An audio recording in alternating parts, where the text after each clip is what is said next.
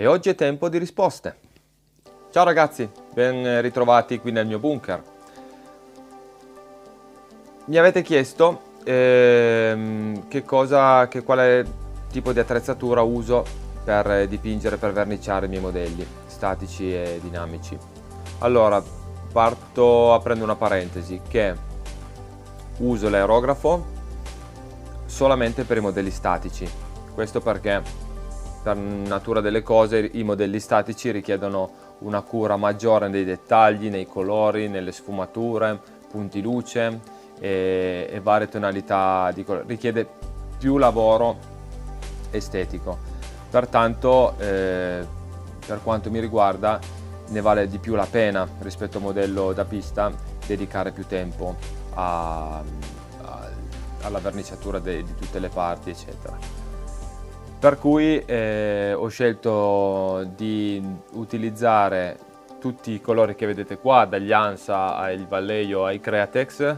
E vabbè, i Createx sono più da disegno e non da modellismo, comunque solo per il modellismo statico.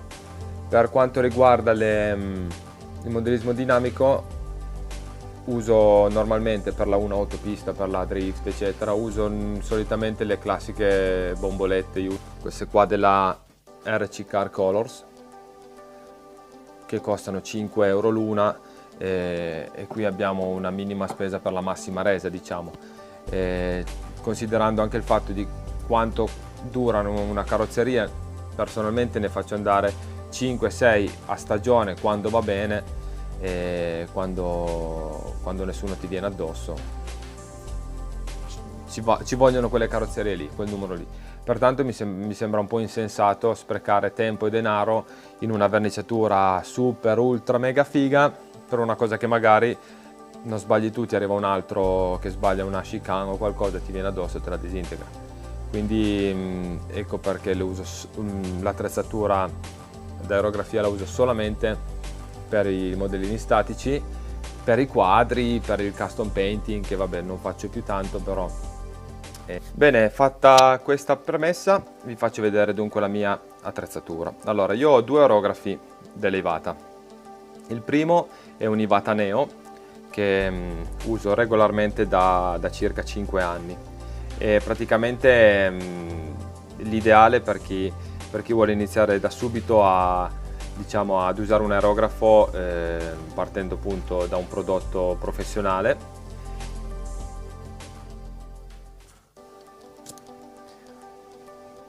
Allora, questo è un doppia azione, quindi abbiamo spruzzo d'aria e seconda azione colore.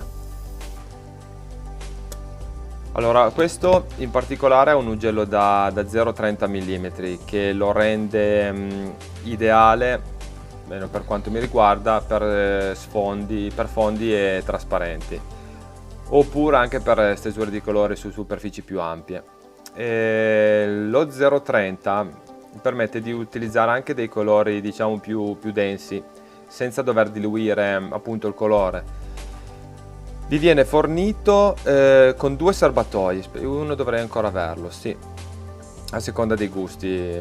Questo qua mi pare che sia da 8, poi c'è l'altro da 5, che è leggermente più piccolo, più facile da pulire, si riesce ad arrivare meglio in profondità.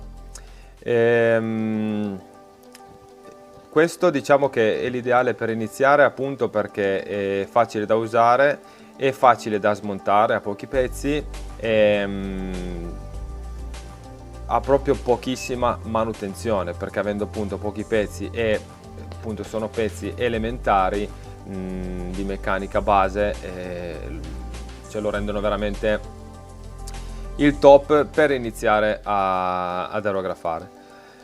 Personalmente lo uso anche per disegnare, anche se il suo potenziale massimo appunto sta nella verniciatura.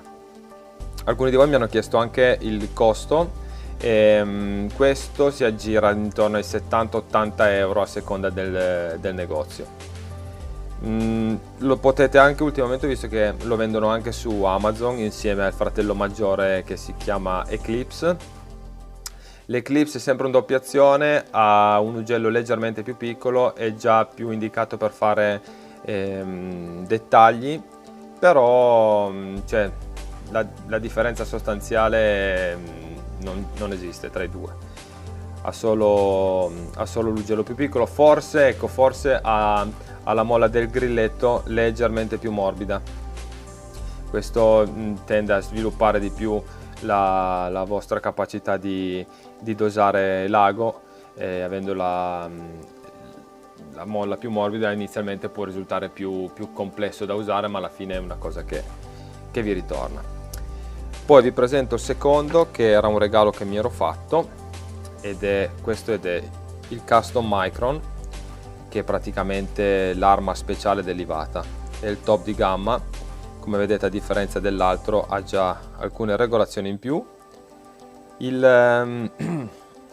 L'ugello di questo qua è da 0,18, quindi è un ugello da 0,18 mm.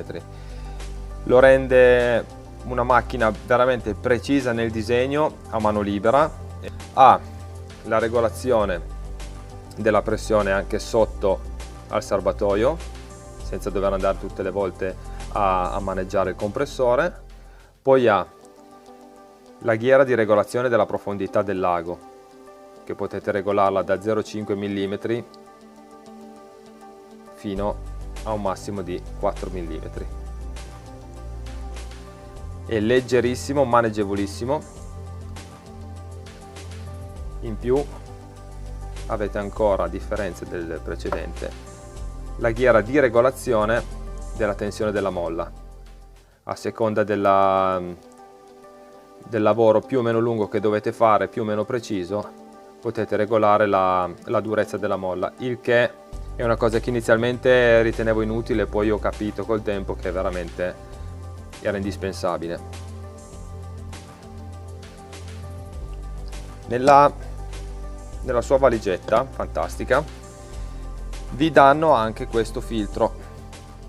Io l'ho provato perché è un filtro anticondensa, ha una molla qua, ogni tanto basta premere e lui sfiata. È molto utile per il fatto che non avrete mai gocce d'umidità nel serbatoio del colore. A mio avviso però è molto scomodo, perché nel suo cavallettino non ci sta, dovete tutte le volte piegarlo su un lato per posizionarlo, e infatti io non lo uso mai. Allora, trattandosi quindi di un aerografo più complesso sia da usare che da smontare, da pulire, ovviamente richiede tempi maggiori di manutenzione, però sicuramente è uno strumento che saprete apprezzare una volta imparato ad usare, perché vi ripaga con delle cose che solo lui riesce a fare. Lui e voi ovviamente con un po' di manualità, però lui è capace di regalarvi veramente delle emozioni assurde. Sembra stupido parlare così di un pezzo di acciaio, però è veramente così. Allora, qua come fascia di prezzo, come mi era stato chiesto, saliamo già, perché è un aerografo che potete trovare anche qui a seconda del venditore, partendo dai 400 arrivando anche ai 500 euro. Ultimamente si trova più vicino ai 400 che ai 500, comunque il prezzo è altalenante in quel senso lì. Allora vi faccio vedere anche il compressore che ho tirato su. Questo è sempre un compressore della Iwata, è uno Studio Series, il modello è l'IS Imola Savona 925. È un compressore professionale, è seguito dal fratello maggiore che è l'IS 975, che praticamente ha le stesse caratteristiche tecniche sia di motore che di capacità. L'unica cosa è che ha tutto completamente doppio, quindi ha doppio manometro, doppio regolatore di pressione, doppio filtro.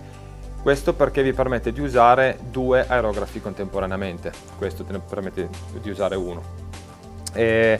La differenza di prezzo è di circa 100 euro in più rispetto a questo qua. Allora, questo qua ha un motore da, mi pare, 125 watt e sviluppa 1,6 cavalli di potenza. È silenzioso, non vi faccio sentire. Non fa alcun rumore, potreste anche usarlo in casa. Ha una portata massima di 34 litri al minuto, che questa è la caratteristica nei compressori per aerografo secondo me principale da tenere in considerazione. Diciamo che un compressore ideale per aerografia deve avere almeno dai 25 litri minuto di portata in su, senza serbatoio. L'importante è che l'aria non venga mai accumulata nel serbatoio, perché potrebbe appunto subire dei cali. Viene fornito anche col suo manometro, che arriva a un massimo di 100 psi. Come vedete sulla lancetta è fermo a 40, io lo uso al massimo a 40 psi, senza avere problemi di perdita durante l'erogazione. Va fino ai 60, però i 60 sono troppi secondo me.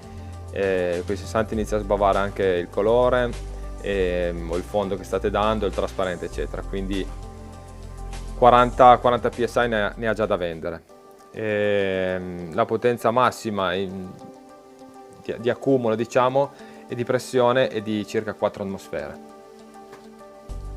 Allora, questo compressore lo potete trovare anche su Amazon adesso, o comunque da qualsiasi rivenditore nella vostra zona, basta che cerchiate su internet e lo potete trovare tranquillamente. Una cosa che mi sento di consigliarvi è di lasciare proprio stare le offerte che trovate magari su eBay o anche su Amazon, con kit di aerografia per principianti, che ne so, 150 euro tutto, che non è il discorso dei soldi, ma purtroppo è proprio la qualità dei componenti di questa attrezzatura. Nel senso, mi è capitato di vedere degli aerografi con la molla di tensione in nylon, cioè una roba che dopo veramente 200 spruzzate il grilletto inizia a rimanere incollato dietro, o non viene più indietro, o rimane incollato nella Deuce, nell'ugello eccetera. Quindi questo va veramente a pregiudicare il vostro interesse, il vostro lavoro eccetera, perché è vero che magari uno inizia, non sa cosa deve fare, però secondo me sono spesi meglio 100 euro in più o 200 euro in più per un'attrezzatura già professionale, che piuttosto prendere in odio magari un hobby che potrebbe rivelarsi veramente una figata per chiunque. Quindi ora, tralasciando il discorso compressore, io quando ho iniziato avevo preso da aerografo.it, dal quale avevo fatto il corso con Mario Romani. Avevo preso un aerografo un compressore, scusate, da 25 litri al minuto o 26 litri al minuto, che avevo pagato un 60-70 euro mi pare, più o meno come l'aerografo, che però mi aveva aiutato a non avere problemi di gocce, aveva già il suo filtro della condensa, quindi mi aveva già aiutato a non rovinare i lavori con la goccetta di condensa che si forma nel serbatoio, o piuttosto che l'erogazione troppo alta o grassa o troppo magra eccetera. Quindi, che poi oltretutto avevo rivenduto, non me l'ero ripagato, ma ci ero andato abbastanza vicino, l'avevo venduto ancora abbastanza bene, quindi ero rimasto molto soddisfatto. Detto ciò, andiamo alla fase finale del video, dove vi presento i colori che uso generalmente io. Abbiamo gli ANSA Pro Color, i Vallejo Color e i Createx. Nello specifico i Createx sono gli Illustration Color. Gli ANSA Pro sono quelli che consiglio a chi non ha voglia di sbattersi più di tanto a creare delle tonalità di vernice o di colore specifico e quant'altro, perché sono colori già diluiti, funzionano dentro qualsiasi aerografo, sono acrilici e ci sono prevalentemente i colori basici. Potete trovare qualcosa di, per esempio, fuori standard c'è il color carne, che è forse l'unico che va diluito con del bianco a seconda del colore che volete dare, della tonalità che volete dare. Kit di mi pare 12 colori, su internet lo trovate tra i 20 e i 30 euro circa. Poi abbiamo i Vallejo, questi qua sono il Model Air, quindi sono quelli specifici per aerografo. Sono già più macchinosi da usare perché sono più densi, hanno i pigmenti molto più concentrati, il che li rende favolosi per quanto riguarda tutte le tonalità che potete trovare. L'unico limite è la fantasia. Sono fantastici anche da stendere a pennello perché non lasciano striature, sono veramente molto omogenei. Questi in particolar modo io ho la serie come si dice, Army, quindi la serie per mezzi militari. Diciamo che la Vallejo nasce prevalentemente per il militare, anche l'effetto ruggine è una cosa veramente pazzesca.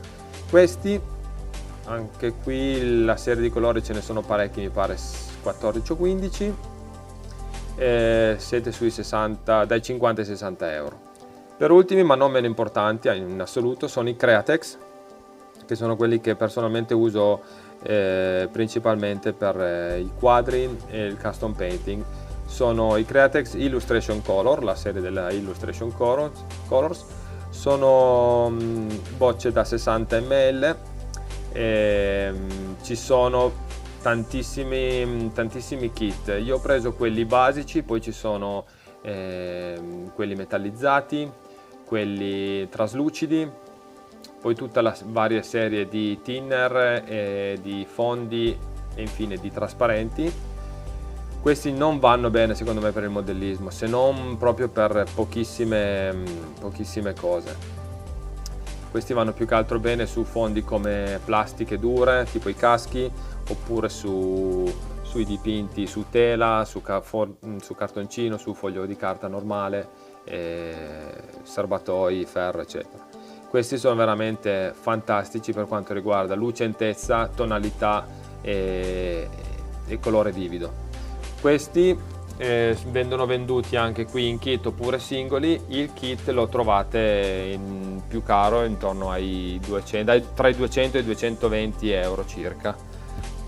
Eventualmente, se voleste poi vedere la mia attrezzatura all'opera su qualche modello, su qualcosa, fatemelo sapere nei commenti, iscrivetemi su Instagram e cercherò di essere il più esaustivo possibile. Io vi ringrazio, spero di aver risposto alle vostre domande, vi rimando al prossimo video. Ciao!